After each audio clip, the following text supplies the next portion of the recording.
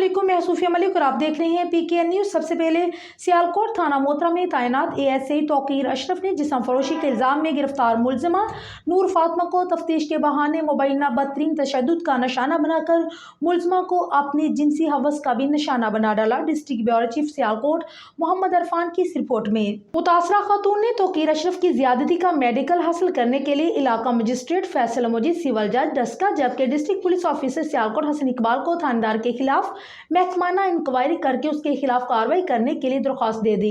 Ali town Motera की रहायशी नूर फातिमा ने बताया है कि वो घरेलू खातून है। 15 नवंबर को थाना मोतरा के एहलकार अशरफ ASI साथी एहलकारों के साथ थाना ले गए कि उसकी तफ्तीश करनी है और थाना की छत पर ले जाकर जबरदस्ती जिना बिल जबर किया। डस्का मीडिया को मुतासरा लड़की ने अपने तशद्दुद निशान भी दिखा और बताया है कि तौकीर अशरफ रात पर प्लास्टिक पाइप से उस पर बेईमाना तशद्दुद करता रहा और रात के पिछले पहर नूर फातिमा को कमरा में तफ्तीश के बहाने अपनी हवस का निशाना बनाता रहा। मुतासरा खातून ने बताया कि उसके मेडिकल रिजल्ट के लिए दरख्वास्त दे दी है। मेडिकल में तौकीर अशरफ का DNA मैच कर जाएगा, जिससे उस गुनहगार होने का सबूत भी मिल जाएगा।